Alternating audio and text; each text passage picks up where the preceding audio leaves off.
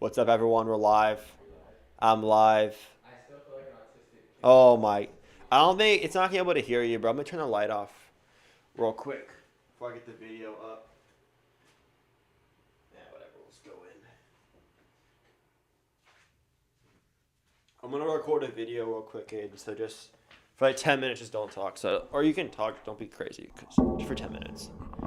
Oh my God. Well, I need to get the titles for the YouTube.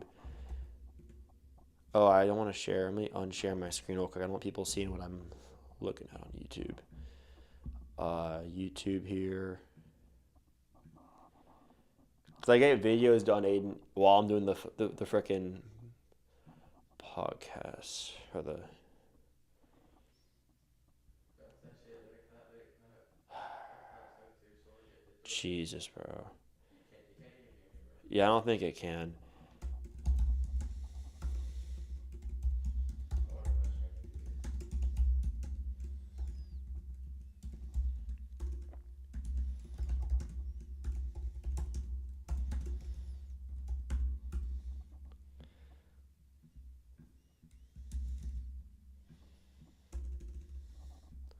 All right, YouTube's good.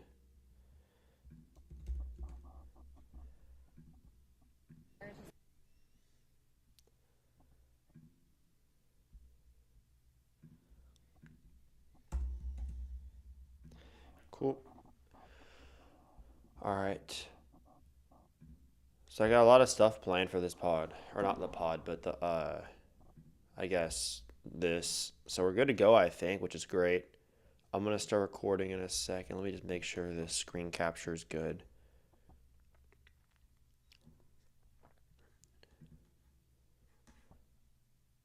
All right.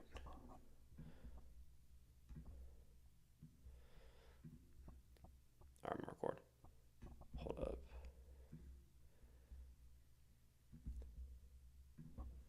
What's up, everyone? Today we're going to talk about how to build a business and also market a business without having to deal with all the headaches 24/7, right? It's a very big issue I've seen. Many business owners literally have no time. And again, the whole point of you making a business is to have time freedom and have actual financial freedom as well. So let's get right into it.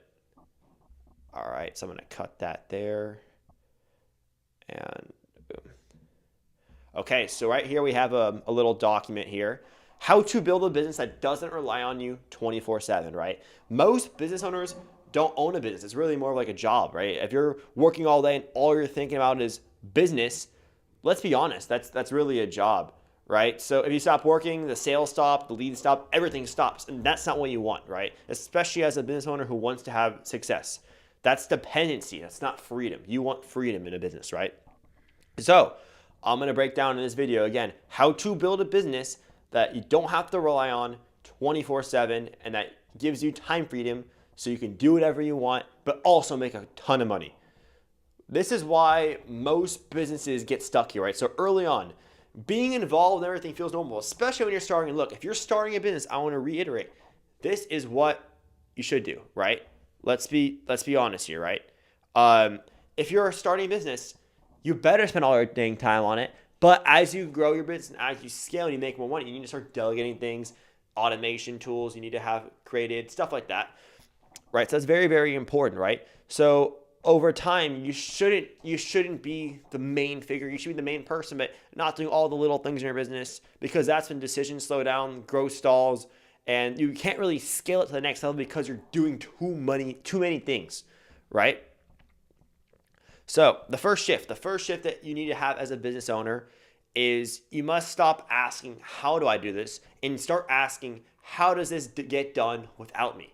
Okay. That is ultra important. And it's tough because sometimes you feel that if you hire an employee, they won't do as good as a job as you. But this is the facts, right? This is what I've learned and from stuff I've learned from mentors of mine who are making hundreds of millions of dollars, right? This is very, very important. You're going to have employees, you're going to have people who work under you that you don't agree on every single thing they do. That's just human nature. You're not going to agree with anyone 100%.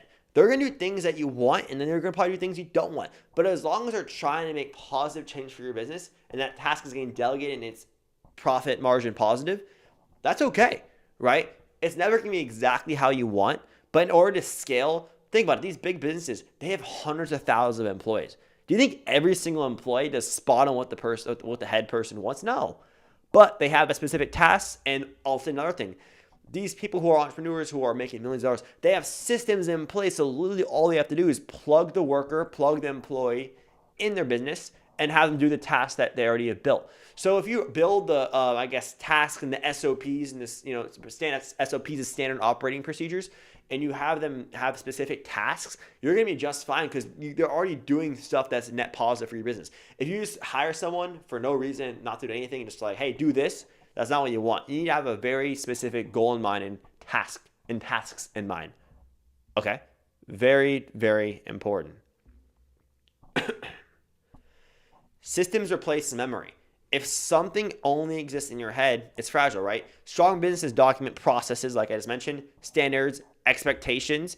If someone can't follow it, it's not a system, right? It's not. And that is ultra, ultra important, especially when you're trying to do business really, really well at the start. I have seen this too many times where people are trying to build something strong, but the reason they get stopped is multiple things. Number one, it could simply be because of greed, right? People don't want to delegate tasks because they don't want to lose money, but they don't understand overall it will be a net positive because it saves you stress, saves you time, and stuff like that, right? So how to build a real amazing lead generation system? A scalable business has predictable lead flow, very, very clear qualification, and again, constant follow-up, right? Basically, if you have a prospect who comes in, let's say they don't actually pay you, you got to have some sort of follow-up system where you're reaching back out to them every couple of weeks so they know you're still alive, right? Because some people will get ticked off, but others who see that will actually respect it and want to come back to you because you actually are giving a crap about the client, right?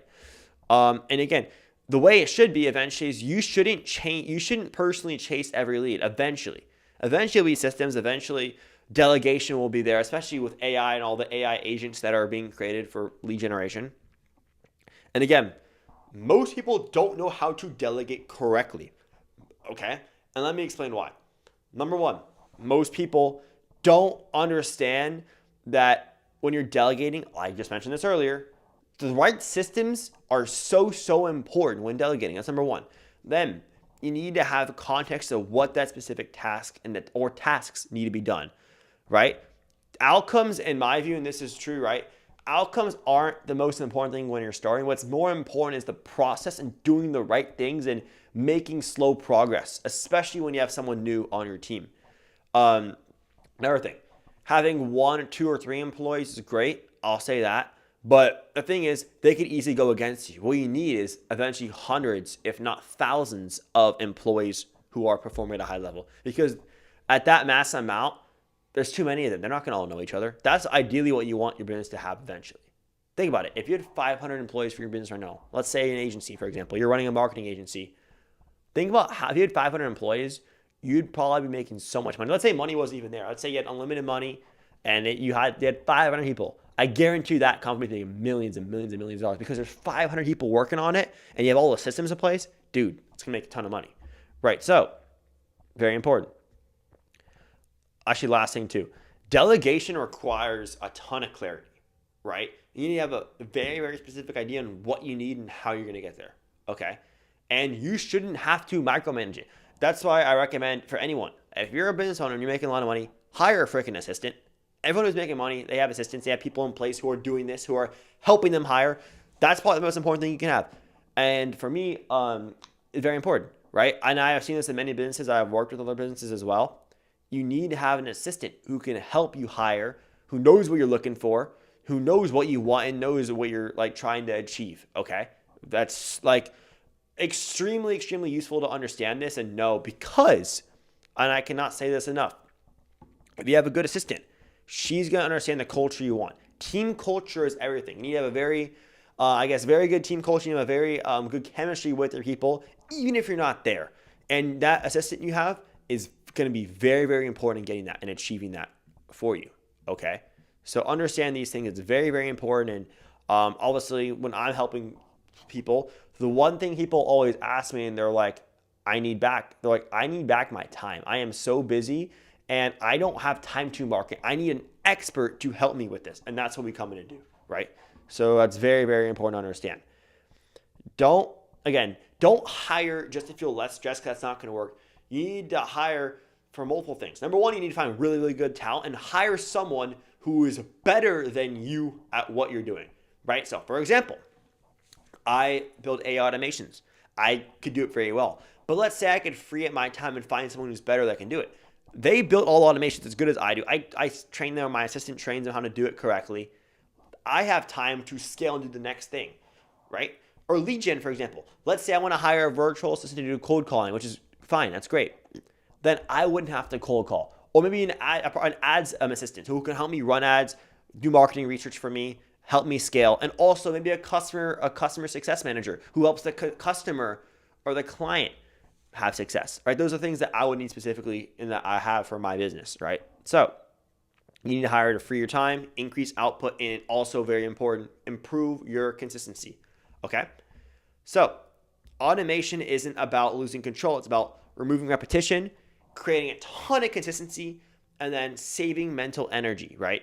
Very critical here. And let me just adjust this real quick. But it's very important, okay? You control the system. You control what's happening since you're the boss. As an entrepreneur, you take the risk, and if you are able to hire, it's because you typically are going to have some sort of money, meaning you're the boss. You make the decision, which is the best part of being an entrepreneur. You can work when you want, and you can also not work if you don't want to work. Why owners burn out, right?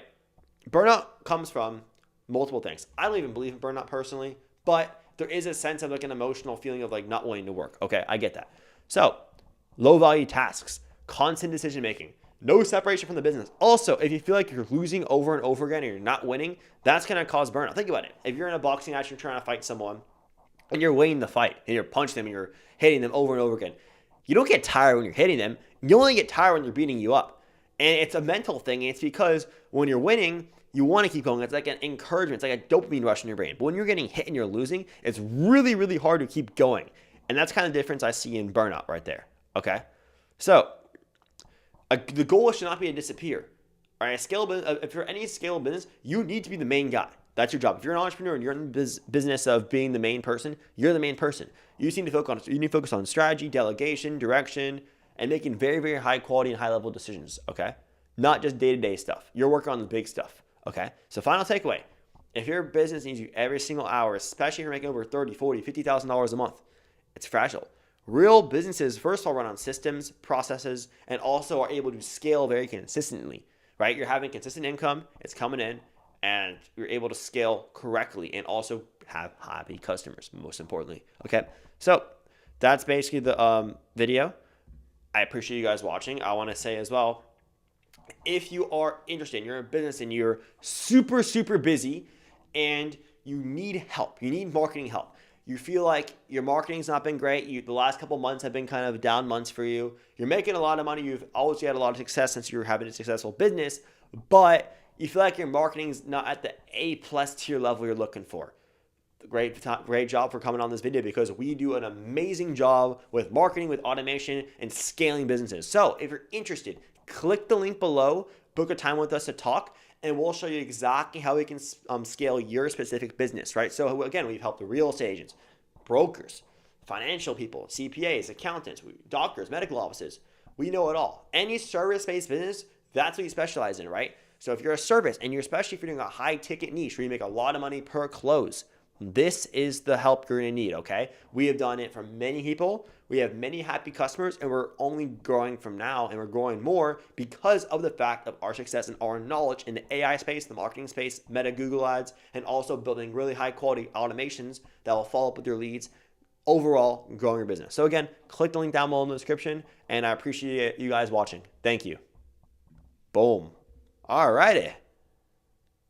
What do you think, Aiden? All right.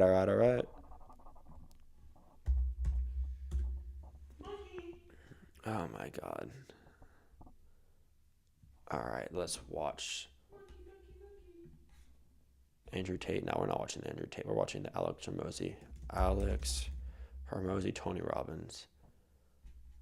Perfect.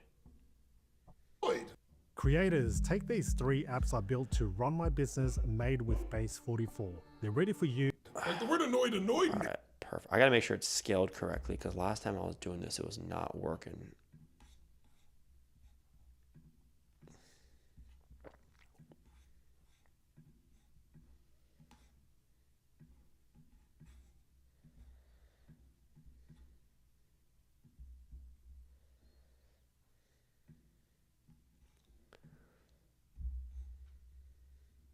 All right. I guess now I can full screen it. I'll check in a second to make sure it's good. Right? Don't you understand? That's what they did. He's like, don't you understand? I'm like calming him down. In the middle of it all, I could. All right, let me check on Kick now.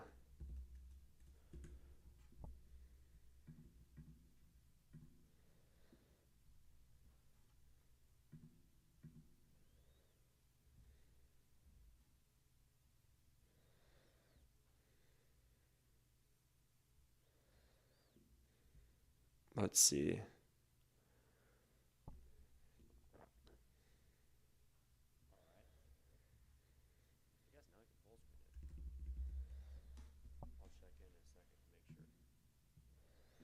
The heck? It's doing the same thing again.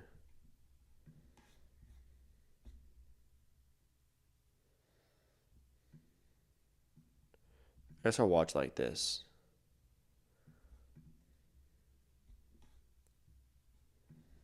Couldn't help. I'm a student of behavior, right? So I couldn't help but notice all three of us have had the same problem delivered to us, and all three of us have radically different emotional responses.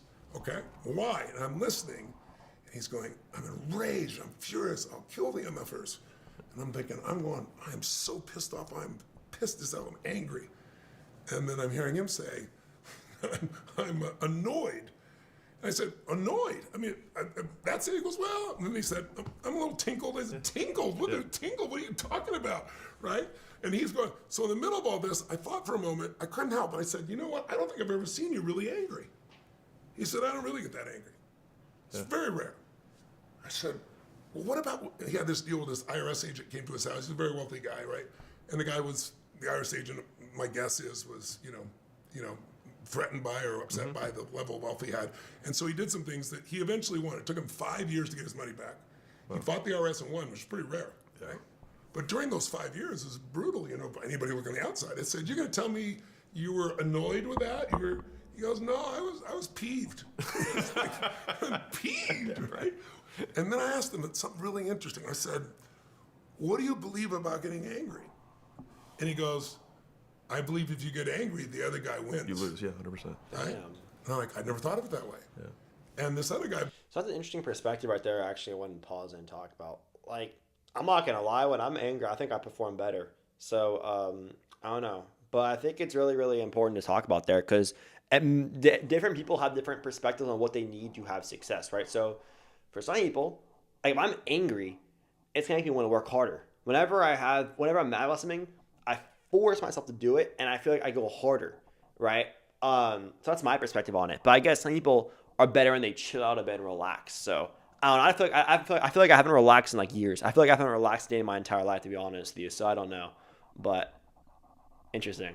There's a guy back here, bro. If you don't get angry, when I get angry, I get powerful. And I thought, when I get angry, I get sharp. Right? Oh, there you go. But He I also talks about thought, it. When I'm really That's what happy, I he's get saying. sharp.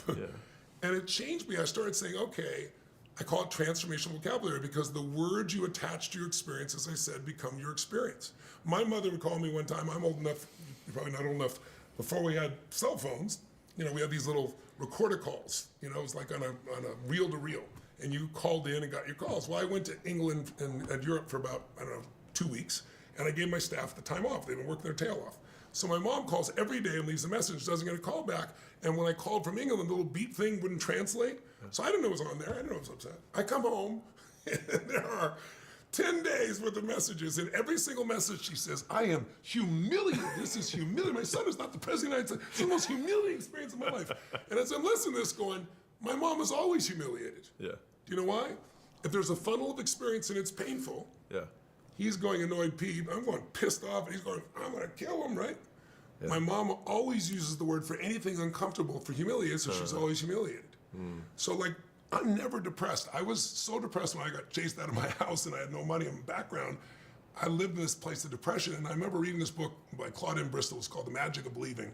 And I read the book, and it talked about how to condition your mind. And one of the things I did, I wrote on soap on the mirror, I wrote, only a loser is depressed, which isn't true. You can be a winner and be depressed and feel that way. Yeah, but I knew I wasn't a loser. That was my leverage. Yeah.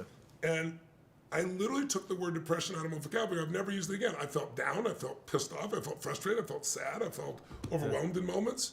But I've never felt depressed. Because when I was depressed, I got to the point where I was questioning whether it's worth it all. You know what I mean? And so your words shape your psychology. And so a few word changes, as stupid as that sounds, as overly simplistic as that sounds, or people give metaphors. They'll say, "Oh man, I'm like, I'm at the end of my rope," and I'll go, "Well, set it down and come over here." What are you talking about? We hypnotize ourselves, Or somebody will say, "Well, that person stabbed me in the back," and I'll walk up to them and I'll lean them behind their back. I said, "I don't see anything." And you know what I mean? No, I don't. Yeah. Well, they betrayed me. Well, what did they do? And you dig in, they go, "They told someone else something they said they wouldn't tell them." Right. But the words escalated the emotion. And once they're there as a metaphor or as words, they control us. I invite every business person to notice this. I remember, I decided to get a divorce when I was 39 years old. And I didn't want a divorce. I had 4 fathers. I was going to stay no matter what. Duty, all those things. That was things that were going for me, right? And then I remember going to my friend Peter Goober, and I was like, I don't know. I can't imagine doing this. And then I said, I'm going to give her more than half, and I want to take care of her, but we're the whole part of starting over again, starting over. And he grabbed me by the arm and he goes, "I'm going to teach you what you've taught me for the last 10 years. He goes, "You are not starting over. That language is putting you in this place." Yep. He said, "You couldn't possibly start over." He said, "You could take everything from you. No one can take the man you've become, the knowledge you have, the skill you have, the relationships you have, all those things. But starting over was my trance for being in pain. And when I stopped doing that, it's like, no, I'm starting fresh." I know that sounds simplistic, but linguistics change how the brain functions. So it's true. I think what the words you say determine the outcomes of things sometimes. And this is totally right? So that's why you have to, I guess, I wouldn't say stay positive, but what comes out of your mouth, especially when talking about yourself, really matters, because when you talk about certain things, especially when it has to do with yourself, if you talk about yourself positively, even having a little bit of an ego is a good thing, it uplifts you, meaning you're going to feel better. And I guess I don't really determine how my work ethic by how I feel, but the better you feel, typically the better you're going to be able to work, right? So that what I'm saying is that take care of your health, sleep good, stuff like that. That's going to make you work even harder than other people, especially since, we're all the people who are entrepreneurs. Typically, we're working all day. Because all we do is work. Right now, I'm doing the podcast, not the podcast, the stream. I'm working all day before, work on different things. So the way what you say about yourself is really good, right? So again, the more positive you say, the better, I think, especially in any business, because bad things are going to happen. So why be negative? It's going to happen. Most of the stuff that happens in your life will probably be more pro-negative. Let's be honest. It won't be as positive. That's just the truth of it. Okay, so why be negative? There's no point. And I feel like everyone who's successful has that positive feelings and that positive mindset, and they're so confident in themselves, and they believe in themselves so much that they're just destined to have success. Functions. And so part of yours is some simple linguistics, but the other part is state. Because anabolic, Alex, I got to understand, look, he shows up, all we got to do. So all you got to do is saying, "It's time for anabolic, Alex, here." And then a moonshot that's going to wake you up and then get emotionally associated.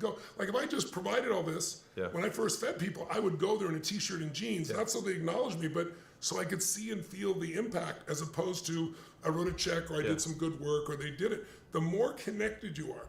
And that once you get in the habit of that, like people say to me all the time, doesn't it get old? People come to you 10, 15 times a day and tell you, "Changed my life." No, it's one of the things I enjoy most besides my family. But it's because I've trained myself never to take it for granted. Right? Is that helpful at all? Yes. Okay. From the Stay in anabolic, Alex, when you ask me. Do your best to ask me a question anabolic, because you go back to your brain. So I'm happy you've got a very smart brain. We can use him too. But let's try with anabolic, Alex, as you ask. So in order to create the emotional connection, because that is like the thing that I probably have struggled the most from, but I think it's made me disproportionately successful from a business perspective because I can make good calls, right? Yeah. But I remember the first time I wrote $1 million check and then multiple $1 million checks to charities, and I was just like, okay, I feel a couple $1 million poorer. That's about it. Because you're not emotionally associated anyway. Zero. But I did eventually, once I release like my learning stuff, once the success keeps going, the number one lesson I have right here that I'm going to talk about is you should have zero emotional attachment to money, especially if you're in business, right? Most people who are poor naturally have a mindset to have an emotional attachment to money.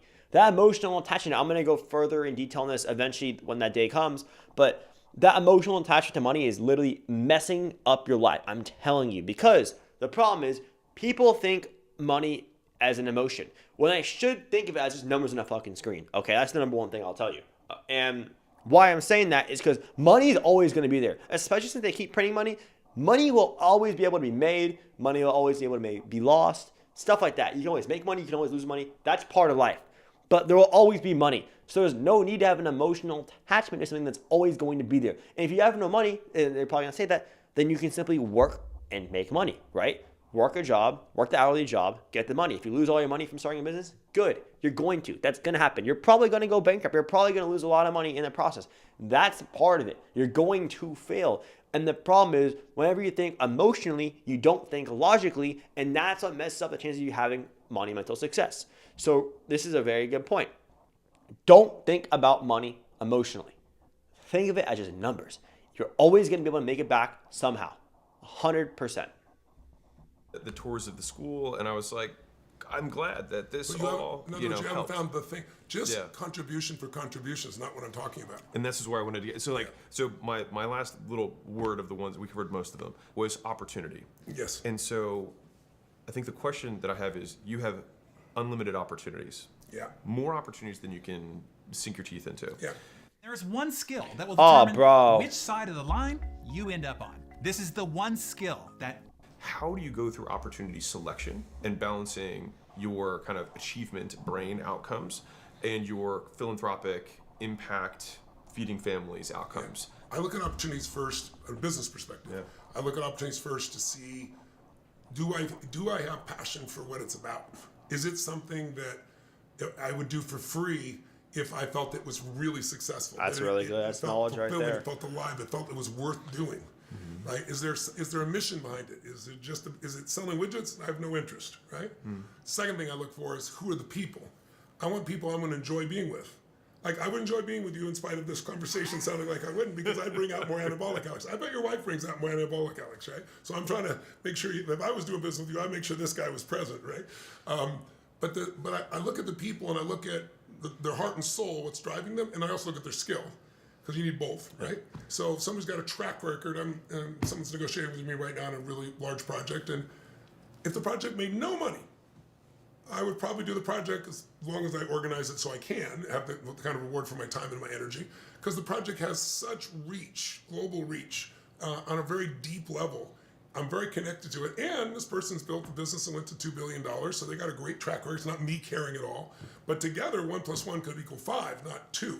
So a deal like that gets my attention, because most of the money I make I give away at this stage of my life anyway, right? It's like there's, I'm not hurt for any capital. Yeah. I know there's no toy that I'm looking for, and it never drove me anyway. So for me, it's like, if it's got enough juice in it here, with the people I'm going to enjoy being with, and it's got enough juice in terms of the impact, and then it has track record of the person likely to help get there, so it isn't all my back. The two of us are adding some value together. It's about added value.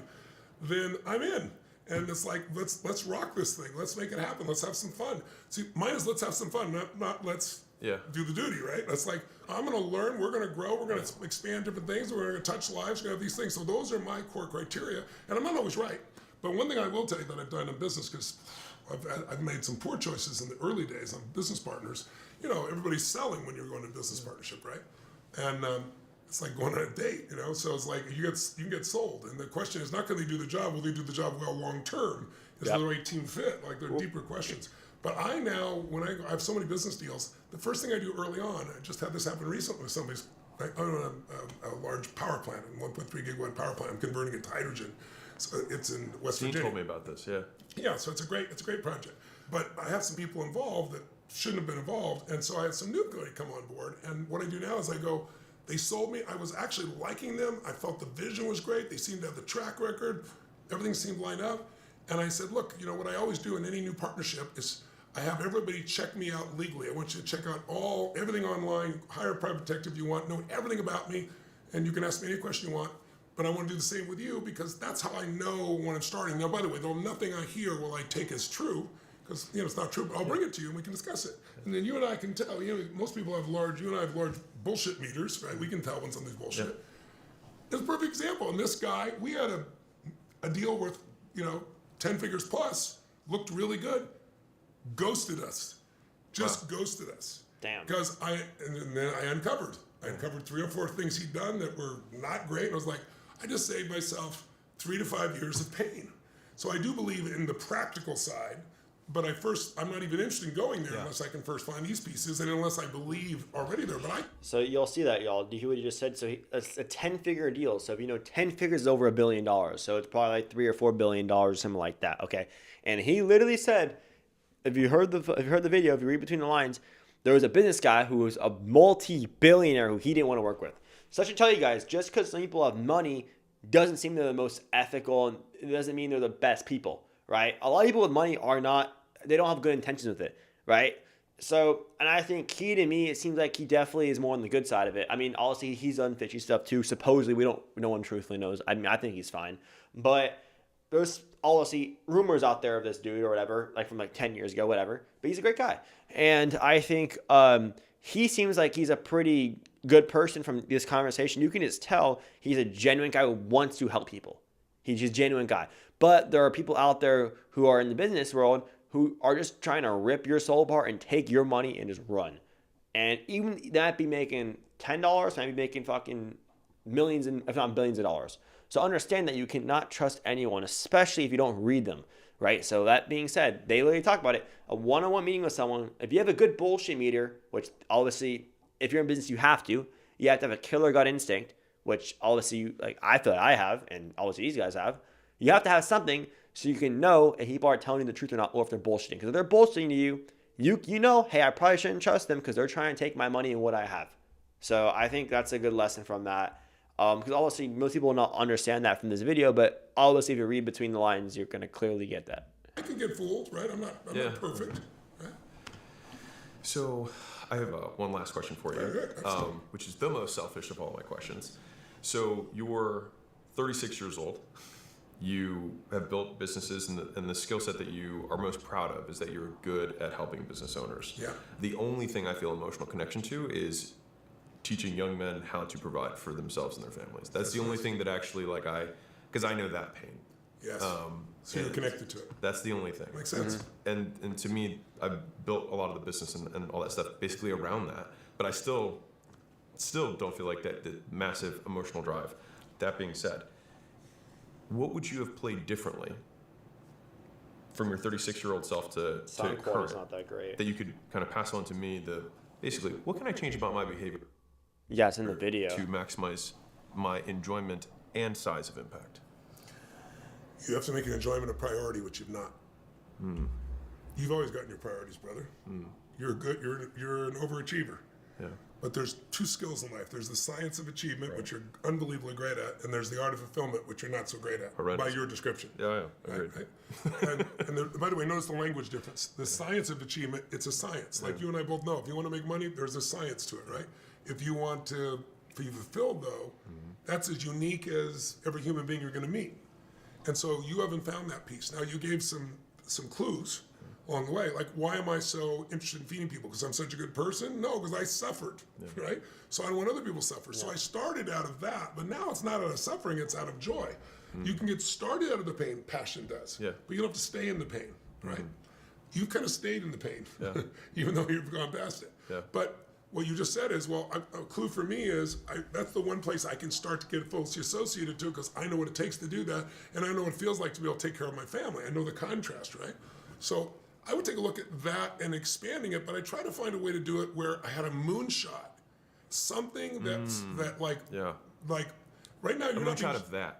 What's that? A moonshot of exactly. that. Like, that's what I was saying to you earlier. I'm not saying you should go feed people or writing those checks. The problem is you wrote those checks to things you didn't give a shit about. Right? 1,000. I mean, it's So true. you felt poor, and then you probably felt bad about yourself for doing it. Because I'm supposed to do good stuff, and why don't I feel good by doing good stuff? Because it's not your I feel passion. like a piece of shit. I was like, I selfishly wrote these checks so that I would feel good, and now I still don't even feel good, and now I'm just $2 million poorer. But I shouldn't feel bad about doing good, and then it was just the whole thing. And by the way, fuck it, so question: Yeah. head or heart was having that discussion. Sure, head, of course, yeah. So analytical. but by the way, as you're laughing about it now, who's in charge right now? Yeah, anabolic. Yeah. Right. That little shift, which sounds like nothing. I hope if nothing else you heard me say, you play with that just a little bit in your life and bring him to the table. But if you come up with a moonshot connected to that, like I'm making this a completely wrong thing. I'm gonna help 10 million young men who right now think they can't buy a home, they can't do it. Most young people here have been sold this bullshit bill of goods. Inflation's 3%, and you know, I gotta have 24 million to have 4 million, and it's like that's the catastrophizing analytical side. That's assuming that you're not gonna have any growth in your assets. And also, when you're 86, which is when that would be 50 years from now, do you really think you're gonna spend the same money? What the hell are you gonna be buying? You already own multiple homes. You've already had those. They've all grown in value. So most young people, they are not involved with free enterprise, as you know, and so that's why they want communism, because they've never been there.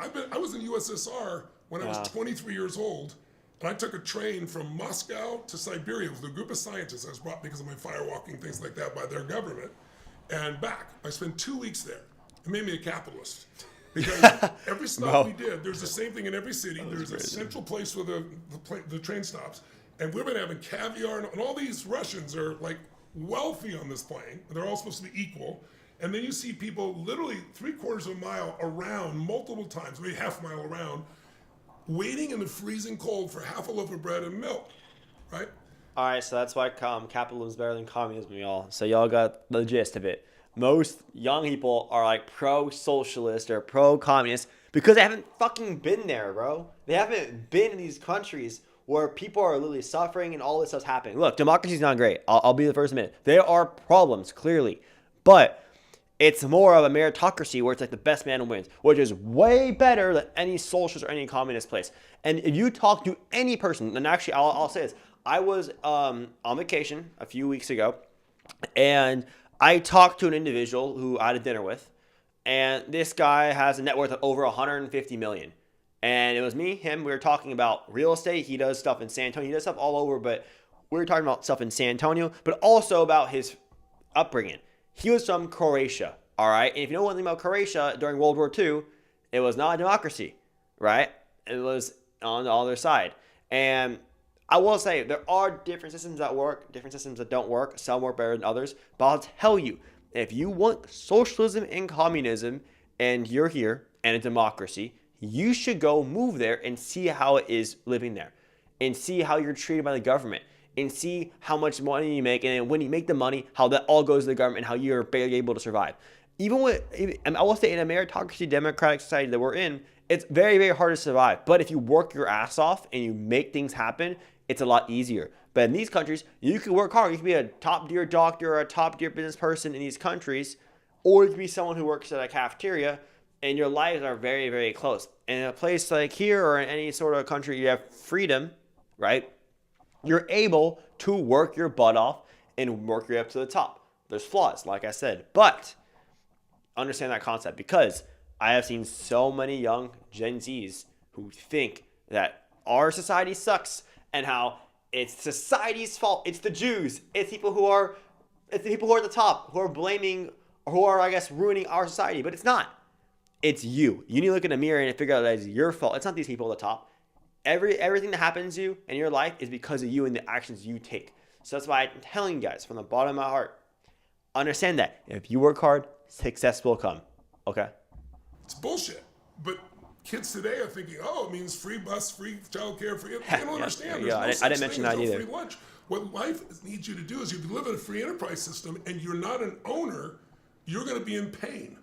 You know that. Yeah. You built businesses. I tell kids sometimes, I'm like, here's what you understand. If you put $300 aside while you're still living at home and you're 19, and you only invested and do it all in the S&P 500, you don't know anything about investing, and you stopped investing when you're 27, and you've only put $28,000 in, at 65 you got 1.8 million. God forbid if you keep investing, right? And all the numbers got bigger. See, and that's the thing about that. Always is just an example. He's not actually being he's just saying an example. Because for the average person, they don't have what it takes them to be successful or to be actually successful and create an actual business that makes millions of dollars. Most people who are making businesses right now, as we speak, are going to fail. 99% of people who make businesses right now are going to fail and have to start over. And obviously, if you go 7 or 8 or 20 or 30 attempts at a new business, you can have success. But in general, most people you are against in business are going to fail at some point. That's the truth of it. And he's right. For an average person, if you want to invest in the S&P 500, go for it. I have no problem with it. Me personally, I'm not really into that stuff. I'm more into crypto. But I'm into AI, I'm into future stuff. But I totally understand if you're conservative and you just want to put your money in something you know is going to grow. Hey, that's your best bet, right? I saw it was a thing. If you put $1 million in the S&P 500 40 years ago, now it's worth 26 million, right? So there is still a growth for it. But obviously, there's a comparison. If you put it into private equity, $1 million, 126 million is your result, your return. So there's obviously differences. But if you're safe, you can still live a decent life. And obviously for me, I'm not safe. I want to go I want it all. I want to go for it all. But there's no problem if you want to play it safe, like he's saying, and just live a decent life. You look at people today, they buy. We're one of the only social media another agencies that ad. guarantees 1 million views or you don't even pay. But honestly, that is just kind of what we say for marketing. If you give I have iPhone, Yeah. and they buy a new one every year. They've been going on since 2007. I looked it up just the other day. I actually made a chart to show a kid, and he was telling me about, there's no way you can succeed. And I said, okay, you've had an iPhone since the beginning. There's been 19 years of iPhones, whatever it's been. It's now, he'd spend 20, I took up the exact dollar amounts for each one, and what the stock was at the same day. If you would have bought the stock versus the iPhone or just matched it. $22,000 you spend over time, which is gone. Or $326,000 you would have. Or no, I'm saying 326 will change your life, but for somebody who's nothing, it sure as hell would, right? Yeah. But the other part for it is helping people understand that it's like, if I get to be an owner, the whole game changes. Then inflation could be my friend. I don't have to live in this fear I can't have something. So you could bring that to kids, or whatever age. You could bring it to big and say, I got to come something, I'm going to take 10 million or $1 million or whatever would float your boat. And then when you see those kids and you see scale of that, and you see them taking care of their families, and you hear stories about that, I don't think it'll be old for you. What'd you write the checks for? Kids after school care.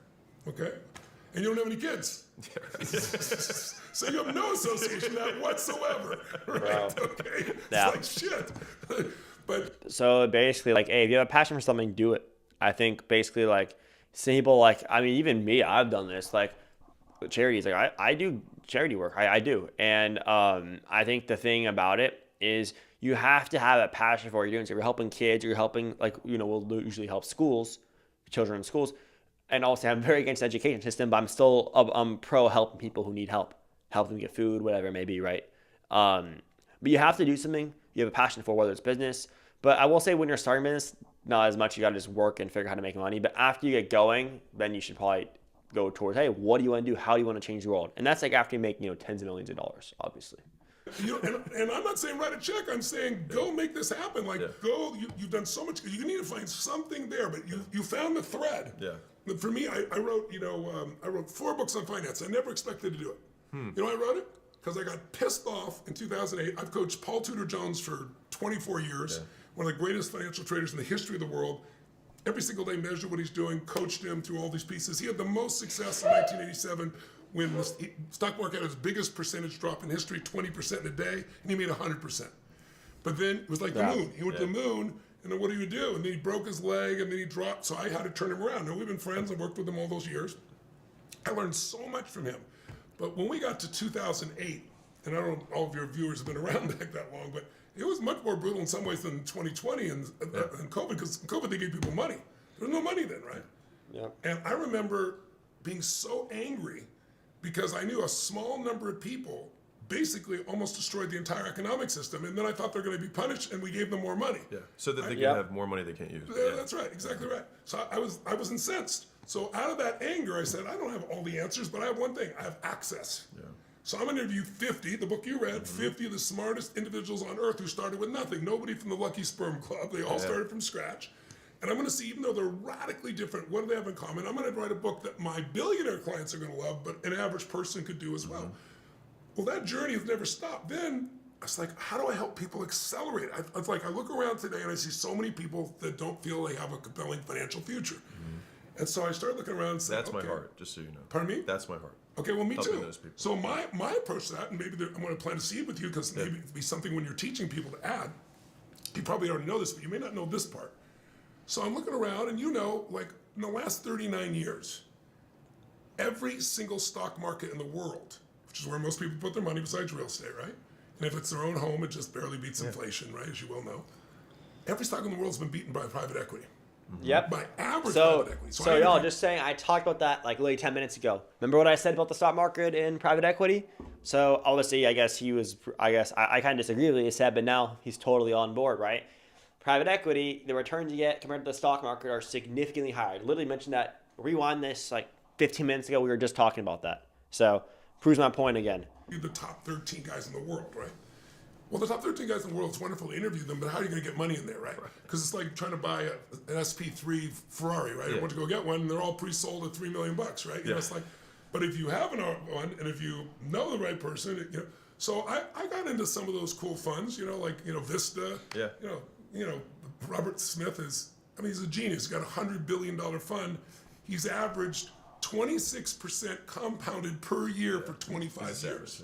It's like it's unheard of, right? Nobody, but you can't get in, or you might get in. I got in, but I got such a little. It's like we'll take $100,000. $100,000. But okay, so let's look at this. Let's just do this. Try this for the people at home.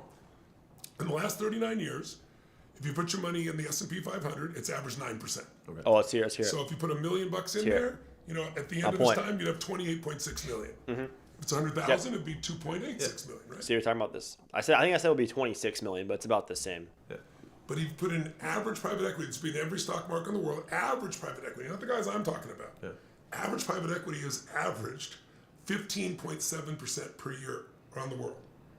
75% higher per year, compounded year after year. Yeah. You put in that same $1 million, instead of 28 million, you have 293 million. Oh, what the? 10x. Oh, that's more. Okay, I said 125. You're talking about screw that shit. There you Let's go. take it 100,000. Then you have, instead of 2.8 million, you have 29 million. Right. Same time. Yeah.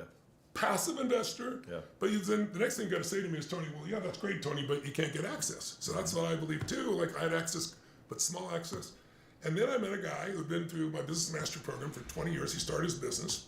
I was telling my frustration about, I'm only getting these little slivers. I don't have to change your life, right? I want to get him bigger. And he goes, Tony, I'm going to tell you where I put the majority of my money. This is a very sophisticated investor. And I said, okay, I'm leaning in on this one, right? He goes, there's a company in Houston, Texas. At Houston, Texas, I'm thinking Singapore, London, New York. He goes, off the beaten path that has mastered something unbelievable. He said, you know the difference in private equity? I said, of course. He goes, what if instead of buying the fund and fighting to get a small piece, you could own the company that owns all the funds and make the 2 and 20 yourself, side by side with the owners? Yeah. I said, you could do that? He goes, there's only a few companies in the world that do it. These guys are brilliant to get what they call general partnership safe. So you're a limited partner, as you know, if you go and you got a limited amount, you get in there. Yeah. I said, how do you do that? So I went and met with this guy. Turned out he was a graduate of my program some 20 years ago, started his business with it. It's called CAS, it's Christopher Zook. And I talked to Christopher, and so I put some money in with him. And the next thing I know, I got ownership in Vista. I got a little slice of Vista, right? I'm getting the 2 and 20. So I have 95 of those companies now that have a piece of. It is nothing but a cash machine beyond your wildest dreams. I get to work with the smartest people in the world. They're working all night, and I'm right beside them earning without working all night on those pieces, right? There you go. And now the same thing with sports teams. I worked forever to get my first sports team, LAFC, and you got to go through they look at a microscope through every part of your body. It's just ridiculous, right? But the rules have changed recently. And now, if you have private equity and the owners don't own other sports teams, there's some technicalities with it. There's a small percentage that you can buy. So I own I owned the Dodgers. When I was growing up, I couldn't be in right field. I couldn't afford a ticket, right? The Dodgers. I own the Golden State Warriors. I own the Pittsburgh Penguins. I own Aston Martin's F1. I own pieces of all these businesses all through our business. Then I became partners with him and grew that business. When I met him, it was 1.8 billion. That was 4 years ago. Now we're at 11 billion just in AUM in that business. So the opportunity to grow is insane. But here's the problem. You had to be an accredited investor, which means you got $1 million net worth, or a qualified purchaser, $5 million. So your young people are going to go, I can't do that. I wrote this book because I found out, and it just passed 3 weeks ago. The House has passed a new rule. Why should the richest people in the world be the only people who get access to the most effective investments? Don't get me wrong. You got to diversify, but you got to have a significant reward here if you get this kind of 10 times return. And so they were smart because it's like they say, well, you're not sophisticated. Well, some people have $1 million, but they inherited it. They're not sophisticated, or they're a good business person, but they're not a good investor. So a group of people, I was arguing this, and it wasn't me, finally got resolved. 3 weeks ago, they passed the law. Now the Senate will pick it up in April. And what it says is, you don't have to be a accredited investor to get access anymore. All you got to do is take a test. They're working on what the test is. That's you study for the test. Wow, and now you I never knew that. You get the same kind of returns as the richest people in the world. Wow. And in my case, you can own a piece of those businesses. So when you're going to show people how to build their own business, the only challenge in own business is, you and I both know, if there's any law of finance that everybody knows but very few people practice, it's asset allocation, right? You don't put all your eggs in one basket. So most people put all the eggs in their business because they feel more control, and then there's a COVID that happens, right?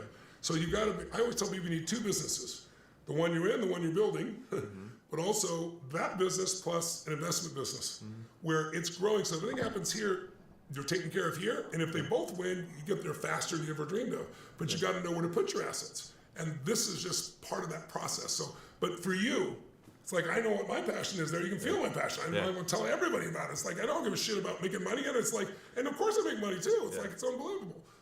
You got to find out with this piece. What do you think it would be? If you had to tell me right now, I'm not talking to your analytical guy. Come back to the analog guy. I saw your eyes go up there. The analog guy, what would he say? I'm going to crush something. It's going to feel so good. I'm going to feel so much joy. I'm going to do X for this many young men. And it's going to be part of who I am and my legacy and what I'm going to live and what I'm going to enjoy, not someday along the way. So I quit my job and another started buying ad. single family because I didn't know you could buy multifamily. So I started buying. To answer the question, I think back to what was the big moment for me? Like, what was the moment where wealth felt achievable? Yes. So for me, it was $100,000 in my bank account. Okay. That great. was the moment. I Damn. learned about it in my book. Layla and I were on the kitchen counter, and I was like, "Look, babe, we actually did it." And That's it's awesome. Years I and remember years. that moment too. It's a good and it number. was to this day the richest I've ever felt, and I think it's because it's the largest relative change in wealth I've ever experienced. Because Got you go it. from $1 to 100,000, you get 100,000x, and you can't 100,000x 100,000 takes a lot longer than the one. Right. And that. And was, by the way, once you get to 100,000, your brain expands, right? Yeah, you see what's possible. It just keeps bigger. And so I think it was because the first time that I was able to go out of survival, and I remember I looked at Layla and I said, "We can fuck up for 3.5 years." That's what I was like. We could completely You didn't have screw a big up. overhead at that time. Right, exactly. 3.5 years. And she's like, "Yeah, this guy's a winner." Really, all 100 grand for the both of us for 3.5 years? Gee golly. This is after she picks me up from jail for getting a DUI. Bro, what the? That's why she's mad. I didn't know Hormozi had DUI. Oh, that's awesome. But that moment, then all the other milestones after that was the one. And so I think because that one milestone is huge. It changes your identity. Yes, it does. It changes your whole viewpoint of the world. To your point about the capitalist system. So that's what I'll say, y'all. It's really, really hard to get started in anything and actually accomplish anything, especially if you want to accomplish it and have a passion for it. But what I'll say is that feeling you get when you accomplish it. So for me, I remember when I was starting my real estate, I remember for 8 months, I was kind of just not great at sales. I was trying to figure myself out. I didn't make any money for 8 months, 9 months. I always tell this story. But my first check was like $933, I want to say. That's my first check, how much it was. But basically $1,000. And I couldn't tell you the sense of joy I felt. And I figured out, like, hey, I made $1,000. It took me 8 months. But I made that without having to work for someone. I made that simply from my skills and my work. And then more checks came in, a lot more checks, right? A lot more. But I'll say, like, that feeling is great. And then honestly, that's a start. You get that $1,000 check, right? So maybe it's a $100 check. I don't know, whatever it may be. And then it turns to 5, 10, 20, 30,000. Then obviously you get to 100,000 like he did. And it just keeps going up and up. But I'll tell you guys, to get started, it's a lot harder. To have the little success is a lot harder. But once you get that success, like actually like 6 figures, especially once you're making that, in a couple months or whatever, dude, it's so much easier to get more success because you already have money, you have capital, meaning you can reinvest it for your team. Then you have passive income like they were talking about, where you can invest in private equity, whatever you want, Bitcoin, crypto, anything, and just kind of compound. But the first thing you have to work on that I always talk about is you need to figure out how to earn more money. You need to figure out how to make more money. So that's what I talk about. I teach that. That's what I do on my YouTube. We talk about this all the time. How to make cash. That's what I want to instill in y'all is how to make money without having to work for it in terms of the 9 to 5. How to make money from actually starting a business or doing something that's a high leverage skill that you can monetize from, right? So there's a difference. System is that like that is big enough change where you believe in capitalism. That's right. And I think that is a quantifiable goal that I am personally connected to that I would love to help deliver. That's great. I love that. If I can help with it, count on me. I'm in to help you in any way I can there. I'll give you education material. Anything that you want to add to it, you're welcome to add to. I'll give it for free. But that's exciting. And I love the way you did that. You went back to a moment where you knew what it was for you. Yeah. So that's where the passion comes from, right? Yeah. You know. And by the way, that wasn't pain. Yeah. That passion was an excitement that you felt. Yeah. So I know the word passion literally comes from pain. I know that too. Yeah. But sometimes we get caught up on the original definition versus how we can live it, right? But I love this idea. If you did that, how many people, does it matter how many? But one person alone feels amazing when you do that, but is there a number that in your mind would say like, this would be like insanely fun, insanely great? I think I would look at the generation. So it'd be like, how many men are in Gen Z? Perfect. And then I'd be like, that sounds like a good starting point. But what would be, well, that's a lot of kids. What's the first target though? Because it's like, it's like I do the billion, then I went to the 100 billion, right? You know? You want an unreasonable goal, but you need a timeline. So what would be our 36-month goal or 24-month goal? That would be unreasonable, but would get you up early and keep you up late. Well, 100,000 men at 100,000 is $1 billion in actual bank account wealth. And that sounds like a nice round number. Yeah. I like a nice round number. Yeah. Help 100,000 men Get 100,000. get 100,000. Yeah. And feel the way you felt them that day. Yeah. That's nice. And then the second lesson you can teach them along the way Yeah. is how to keep enjoying it, my friend. Yeah. So Tony, you have an event coming up. Do you want to tell everyone about it? Yeah, it's called the Time to Rise Summit. It started when COVID happened, because I got the governor calling me in California saying, you know, that place you're going to put 15,000 people, 14,000 people, you can put 100 people in because of COVID. And I'm trying to move to Vegas, and they shut down Vegas and Texas, and so I built a studio. Anyway, long story short, I said, people are trapped at home, they're depressed, they're frustrated.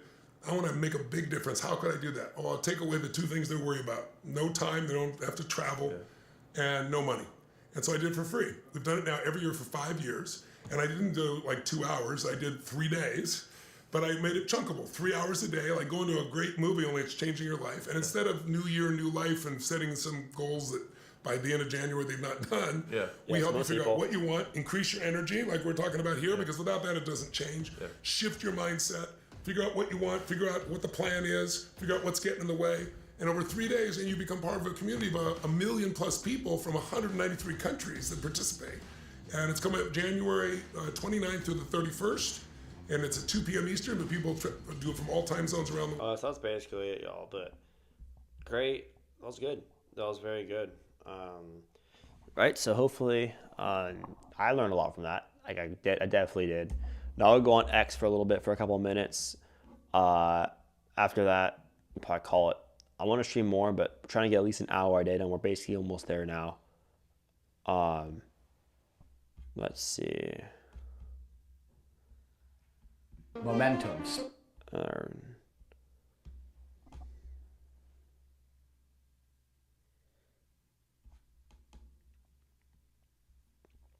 It's true.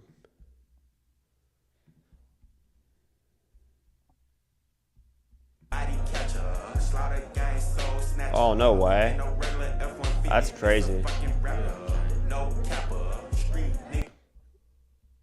The entire world makes sense to you. I'm going to oversimplify some things. The people with the money control the politics. Most of you understand that. Media, all this crap is owned by very, very rich people, and they basically decide who gets to be in power. The people with the money for the longest time understood they could make more money if they improved the lives and improved the quality of Western society. But like all things, the pendulum swings. And it got to the point where people got a little bit lazy. They wanted health care. They wanted to only work certain hours. They wanted good living conditions. And one day, the rich people woke up and realized, wait, we can make more money now by destroying Western civilization. Because the people in the West now are very decadent. And they've started to notice how corrupt everything is. You know, if we could just replace all of them with third worlders don't complain about governmental corruption, ever. Yeah.